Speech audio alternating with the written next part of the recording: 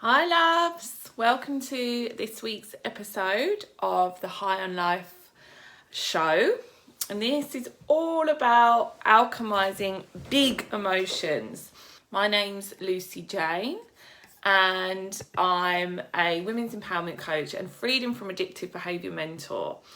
And one of the major things that we deal with, and I've had 3 conversations this week with clients, and also I know this pattern in myself, about basically not being able to hold strong emotion. So for me, that could be rage, it could be anger, but even things like depression, feeling like low, overwhelm, and with obviously everything that's going on in hi Jenny, nice to see you, everything that's going on in the world at the moment with Ukraine. I know there's a lot of big emotions and people don't know how to handle it. They don't know how to be with it. They don't know how to feel, right? And it feels unsafe to feel, okay? So that's what we're going to be talking about today. And actually we're going to be talking about when we stop being so afraid of these feelings, they can actually be turned into power, right? There is a purpose to anger. There is a purpose to rage. There's a purpose to all emotion. But we're so used to relating to it in a negative light that we haven't harnessed the power. We've just neglected and disowned over and over and over again. And I know for me, being someone who has dealt with rage my whole life, being, the story is the story, right? I've been abused when I was a child in terms of emotionally abused, and then also being bullied. So rage comes through and it's what's called a protector energy. But being the victim of being someone on the other end of rage, it doesn't feel like it's a good or positive or helpful emotion on any scale. And so what we either do is that we just regret, we feel the feeling and we want to get out of it as quickly as possible. So some people suppress it and just, they've been trained to ignore. Some people, like me, will numb, right? So that's why I got so addicted to drugs. My whole state would change. I would become more confident, my best self on drugs, whereas before I was just insecure and nervous and stuff like that. So I associated my confidence with drugs and stuff. And then but when I had this rage, it was like, quickly get out of it as quickly as possible. And then as I went on, it would build up in relationships. It would then come out and it was destructive because it wasn't channeled properly. It was never taught to me how to hold rage. It was never modeled to me how to have anger and not be abusive with it. So it was a big thing. But I also had a positive association with it, was because I knew that when I had rage, and even though it was awful to project it outwards and I'd feel the guilt, there was also people would pay attention, right? And so when I was bullied, there was this association with, well, the bullies were being abusive, and so there was an association with power there, right? So I could see the power of it, but I could also see the awfulness of it. And so and I was highly sensitive, so could pick up on things very quickly, and I would just be like, oh my god, I'm just feeling too much. And so when you don't allow yourself the feelings, you're running away from them, you never really develop. You're not developing, you're not growing, you're not learning from them. It's just a thing you wish you didn't have, right? So when the problem with this is that then it becomes uncontrollable. We're not really blending with it, we're disowning it, so we can't use it. It just hinders us. And it reminds me of that Jesus that quote in the Bible, that which you do not bring forth that is within you will destroy you. I think that's it, something like that. It's a famous paragraph in the Bible. That which you do not bring forth will destroy you. That's given to you will destroy you. And you can't bring it forth if you've disowned it. And you can't bring it forth if you're afraid of it, right? So I'm going to talk to you about that. And it's just been with a couple of clients this week where they're used to suppressing because they're so afraid of trusting themselves to speak up when in this state. And me too, I get it, because it's like, well, if I feel this level of intensity, then I'm just going to blow the house down, rather than know how to constructively speak. So it's not necessarily about giving rise to voice in it, but it is about having a healthy level of self-expression on a day-to-day basis, and realize that actually this rage is coming in to not say that the person in front of you or the thing that's triggered it is the problem, but it's letting you know that there's something that you're not feeling is okay, and something needs to change, okay? Something needs to change. So it doesn't mean that the person who's triggered the rage, because it seems to always be relationships, that they need to change. Something needs to change, and it's always within ourselves.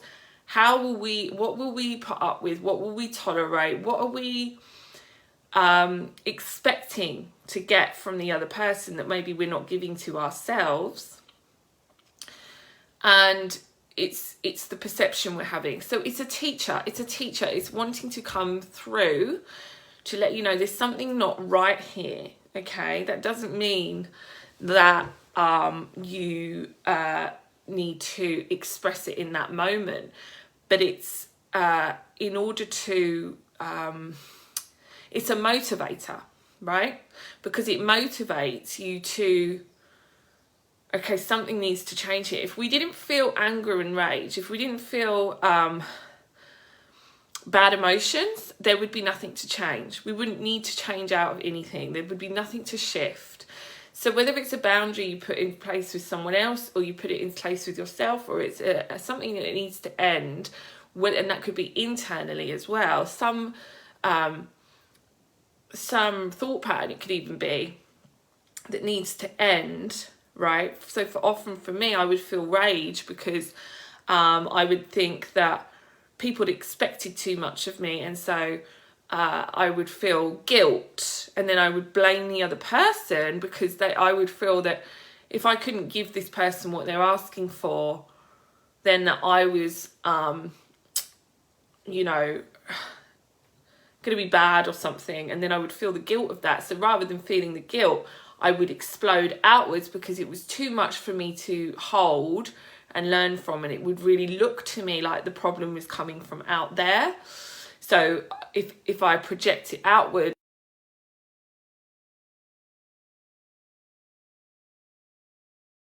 the rage, that's not the idea. But we also need to be able to use it. Okay, so the first thing that I've noticed in myself and others is that the projection of the perception of the feeling is what we're suffering, right? So the perception of the intensity of the feeling is that it's bad, that it's harming, that it's negative, right? Anything that's bad, negative, harmful, nice, not nice, uncomfortable, all of that is a mental understanding of it. But the feeling in the body is a different part of the brain, right? So when you can experience something in the senses, you can't be in the analytical mind. So the first thing to do is realizing that you've associated a feeling with the story in your head. So rage is bad, anger is bad, Feeling sad is bad, crying is bad. These things that we label as weak or as too much or as anything, right? So that association is what you're suffering. You're suffering the association that there's in some way defected or wrong to have that feeling. And that's because you haven't actually felt it. You've just gone to the story. So you'd automatically, this is bad, have to get out of it. Panic, panic, panic, panic. Any panicking, any anxiety is a mental perception of what the experience is. You don't, Moody says it, you don't experience suffering, you suffer your experience. So your suffering is coming from the mind. So the first thing you have to do is drop out of the mind, because the mind's got its idea of this is good or bad, right or wrong, which is why you're running from it. You're running away from it. You need to get out of it. You need to handle it, because it's not accepted. Now, the reason I'm saying that is if you look at children, they tantrum, right? They tantrum all the time. They don't come back to you afterwards going, oh no, I tantrumed, mummy. I tantrumed. It was so bad. How can I never tantrum again? I've really got to really get hold of myself because I had a tantrum and it was just not good. They may not be in a pleasant state of mind when they're tantruming, but they don't have any judgment on the tantrum itself. And so that's the thing. Having the judgment on the emotion itself is the mental story that's associated with all emotion, especially for women. Women are being too emotional is just such an old, outdated, patriarchal, conditioning. It's not real, because if we didn't have emotion, there'd be no love in the world, right? It would just be all rational, all mind, all linear, all right, which is what the problem with the world is now. It's all built around money and power and nothing to do with the heart of the soul. So that's because there's been a lack of feminine energy. So everyone has emotions, men and women, but I'm not talking about men and women.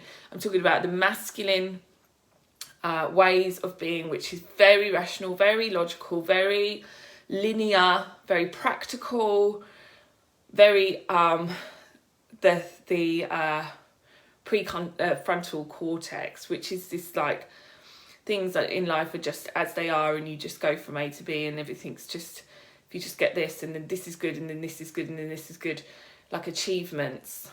But the soul and the emotional part of the brain is actually a much older part of the brain, and it's much more powerful. And it being rejected, it's been rejected as frivolous, naive, irrational, base, right? Old animal instinct. And it is in a way, but it's also what's kept us alive for so long. It's how we've evolved, right? So that part of the brain that gets triggered when you're an emotional trigger, it will hijack the rational brain, which is why it's never going to work to just think of the logical thing to say, because you just haven't got logic when you're in that moment. But what you do need to do is to drop into the body and start relating to the feeling, not the story about the feeling, but the feeling itself. How does this actually feel? Is it as bad as I believed it to be? What does it feel like? Is it like, is it heat? Like experiencing the senses of it. So the feeling, so it's always going to be feeling, but it's not the taste, but it's like, if it had a sound, what would it be? Can you see a visual to it? Okay. Being in the body means you can't be in the head. You want to drop the awareness down. You want to put your attention on the point of the body where it feels the most intense, and feel the feeling without judgment, because the judgment is what keeps you stuck in not feeling it. And while you're in it, it means you're not running away from it. You're being with it. And the mind, psychological, the thinking brain, the one that creates all its analysis of what's happening, is dropped out of. Okay? And there's no panic, because actually it's just sensation. That's what you're dealing with. You're dealing with a bunch of sensations. The panic comes from the mind. The idea that something's wrong comes from the mind. So when we start to change our relationship to the sensations and allow it to be there in the body, at just feeling it, being curious about it. What side of the body is it strongest on? When I say I feel it, what do I mean by it's uncomfortable? Not like trying to shake it off, but what's actually uncomfortable? Where is it uncomfortable? What do the sensations feel like? Are they pulsing? Are they like stabbing? Are they like an ache? Is it continuous? Do they move? Right? And it's all about being in it, not judging. So when you start to do this, you're disassociating the panic from the feeling. And this is the first step, right? So if someone's in front of you, but the thing is that you won't remember to do this if you're not practicing it before on a regular basis with less intense emotions, because you need your memory in check in order to remember to even do this, right? So if you're literally just seeing red, then the body's going to respond as it's used to responding. So you need to practice being in the body, being in the feeling with less intense emotion. So even if you're just feeling a bit low today, what does it mean to feel low? That's a mental, psychological thing. Is there even a feeling to it? Is it just negative thoughts, or is the body tired, right? And what happens is when you go into the body, you're starting to be in the present moment. You're less connected to the drama that's in your head.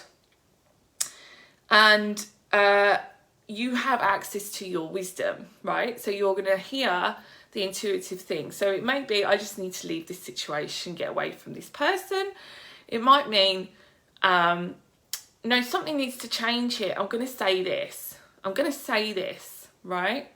Because you're not in the panic and the how dare they and all of this. You're out of that, right? And you're not disowning it. You're seeing it as, okay, this is teaching me something. I want to feel this. I want to feel this feeling. What is it telling me I need to do? What is it telling me? And it's often that someone has overstepped a boundary. Maybe you haven't set the boundary. That's normal, right? Maybe it's that you've said yes to something that you didn't really want to do. Maybe it's that you haven't created enough time for yourself, and so now you're resenting the person in front of you, that it's not their fault that you said yes to meeting them, or it's not their fault that you said yes to being in this situation. It might be that the feeling is about Ukraine. How dare this be happening to my country, or that this be happening in the world? Okay, drop in. How does it feel? Okay, have a break, right? Because your body's always telling you about your quality of thinking in the moment, right? So like continuing to be in a fearful state is also a teacher, right? It's like you drop out of that, drop out of the mind into the body. You're feeling, you're thinking, so you're feeling. If you're in fearful thinking about the world, you're going to feel like crap. But rather than just feeling like a victim, come into the body. What's the body trying to tell me? Do I need to have a rest?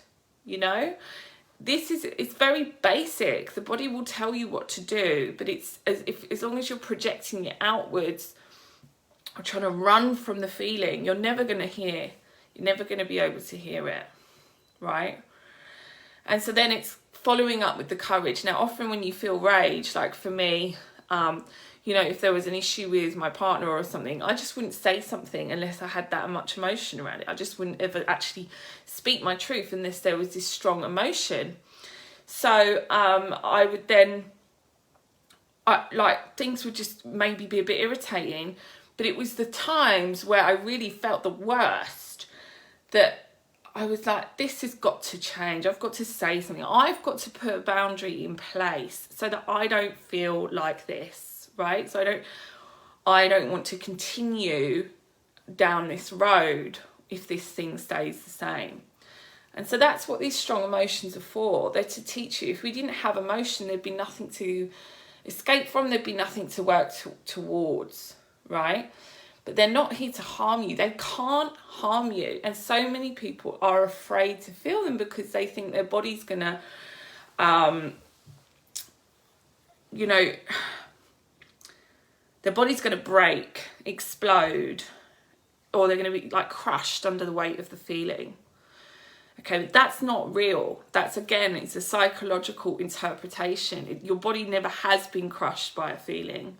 Your body's never broken by a feeling. Feelings on their own can't kill you, right? So it's the relationship to the feeling that is why we get in so much panic and we don't learn the lessons from them, and we get it out as quickly as we possible. We like this kind of like panicky, like, oh, like, so if I get a backache and I'm sitting there and I'm thinking, oh my God, I've got a backache. Oh my God, I've got a backache. Oh my God, and I start going like this, and I'm just, rather than going in, okay, where can I feel the backache? And surrendering into the feeling. And what happens is the more you focus on the feeling, focus on a point on your body, the feeling starts to dissolve. Maybe not straight away, but it dissolves because it's just energy building up. And the more you resist, the more it persists. So it's like, hi, I'm here, hi, I'm here, hi, I'm here. It's not going to go away until you give it what it needs, which is just attention, awareness, to be felt. It wants to be felt. So it's a practice you have to do in your everyday life, though, because otherwise, like I said, you're not gonna be awakened to it when it's just about, okay, how can I, anything like brushing your teeth or being in the car, anytime of the day, you can drop into the body. Anytime you have a little pang or a little thing, rather than labeling it with the mind, this is, I don't know, something like, oh, this is my foot playing up again, or this is my back playing up again, or this is like, like I'm pregnant, or oh, I'm feeling bloated, rather than just labeling it with something, which is a mental construction in order for us to categorize and make sense of life. Go into the senses of it. Is it on the left side? Is it on the right side? Does it move around? What is the actual feeling? And by just putting your awareness on it, it can disperse quite quickly. Or it will tell you what to do, right? It will give you the answer. And so it's not something you're going to just be able to do overnight, but it's about having a whole new relationship to feeling in general, and getting out of the fact that things are bad or good. That's not real. Things aren't bad or good. They all serve their own purpose. And when you can be more in your body, you don't need to escape. You don't need to get your well-being sourced from alcohol, sugar, men. There's less need for that. You can be in your own body. There's nothing to escape from. There's nothing to run from. There's nothing to go to, because the pleasure is in your body. And there's all sorts of other things like breath work that can really nourish your system and all sorts of things. But it's a practice. It takes time, but it is worth doing on a daily basis, and just watching how much you've judged all of your feelings in the past. Well, why is it bad? Why is it bad? Well, because your leg's throbbing, it's bad. Why is that bad? It's not bad or good, is it? It's just completely neutral. It just is, right? Feel it, feel it, feel it, feel it. How does it feel? Does it move? Blah, blah, blah. Just going in and noticing the judgment. And you can even then just notice the judgment and be like, I'm judging again. Rather than going into the story of, oh, this is because of this and this and this and this. Who knows why it is, right? Who knows? We'll never know. It can't be figured out. The body can't be figured out, right? It's not there to be worked out. So that's my live for today. Let me know if that was helpful, if it resonated with you. And if you are interested in getting some help with addictive behaviours or anxiety and starting to work through the layers and layers of different aspects of what's leading to that, right? Because it's the tip of the iceberg. It's never the thing, right? It's just the signal. It's the sign that something's off, right? And when we map out a path for you, it's a relief. It's a relief way out. It's not hard. Got to push through. Got to figure all this stuff out. Got to like make myself into a different person. It's not about that. It's not about even cutting off the behaviour or cutting off the worry itself. It's just about being in it and getting to a place where you no longer need to escape, so that you can find the beauty and the happiness in the everyday things, and you're not clutching at things in order to feel better all the time.